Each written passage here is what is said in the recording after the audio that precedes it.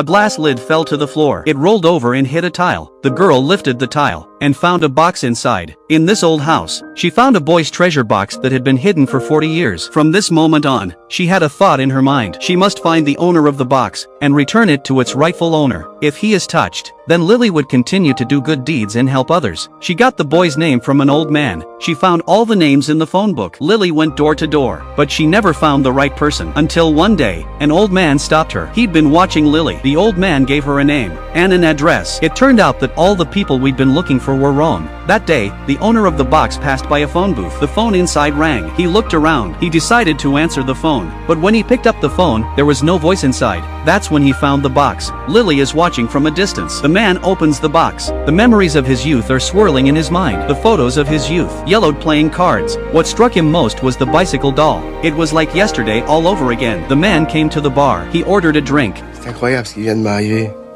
Ça doit être mon ange gardien, c'est pas possible. Lily was satisfied. The man talked to her. He saw Lily. It's as if he's seeing his own daughter. Although he hadn't spoken to her in years, but he decided to visit her in his lifetime, so that he wouldn't have any regrets. Lily's behavior gave a man a new meaning in life. Her world was no longer boring. Even the air became cleaner. A feeling of helping others grows. A blind man was lost in the city. Lily took the blind man's arm and led him across the street. She tells him what she sees on the street. She sketches every detail of the city. For a moment, she is the blind man's eyes. At the restaurant where she works, she sets up a couple of lovers. She tells the man that the teller in front of him is trying to get your attention. She says to the woman, "The man who always sits in this seat has been watching you silently." Bon, je vous laisse réfléchir.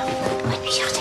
When Lily was a child, her mother died in an accident. Since then, her father became withdrawn. He spent his days building a house for his wife. Until now, years later, he found a Father Christmas that his wife hated, and put it next to the house, hoping they could make up. Lily wanted her father to get out of the house. When she was a child, her heart condition caused her parents to sacrifice everything. Now it's time for him to enjoy himself. But now he's not having any of that. This night she snuck home, and stole Father Christmas. She's not sure what she's up to. The station was closed on her way out. Lily found a photo booth, and slept there for the night. The next morning, she found a man rummaging through the rubbish under the booth. Lily fell in love with him at first sight. She thinks he's the one. The man got up and ran past Lily, and chased a bald man from inside the station to the outside. But the bald man didn't look back and got in the car. He left in a huff. The man got on his motorbike and followed him, but he drops a parcel. The man's name was Nino. They don't know each other. They had different childhood experiences, but they both longed for a sibling. Inside Nino's parcel was a photo album, a collection of photographs that had been torn up and abandoned under the photo booth. And one of the bald men who appeared many times was the one Nino was looking for.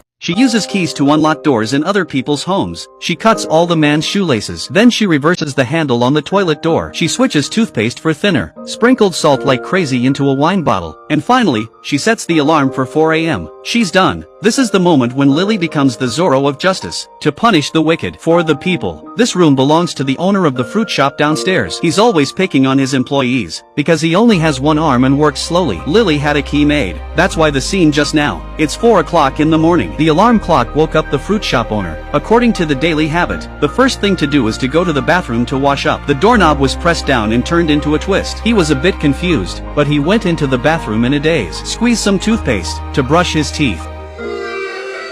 He used twine instead of shoelaces. He became the hardest working boss on the street. But the next day, Lily realized that he was still bad-mouthing the employee. Lily went to the fruit shop owner's house again. She changed her house shoes to a smaller size. She used a pin to short-circuit the light wire and then cut it off again. She changed the light bulbs to lower wattage ones. She changed his mother's speed dial. When the fruit shop owner came home, squeezing into shoes one size too small. Looking at the dim light, he felt something was wrong. He tried to plug in the bedside lamp. He dialed his mother's number. Urgence psychiatrique, j'écoute. Allô? Allô? He tried to get a drink to settle his nerves. The result was predictable. The old man who helped Lily before was a painter. He'd copied a painting a million times, but the only thing he couldn't get right was the girl holding the glass. He couldn't make out the girl's expression, but Lily gave him some ideas. She enriched the girl's thoughts in the painting with her own experiences. The girl could be thinking of a boy, and Lily was thinking about the man she met at the station.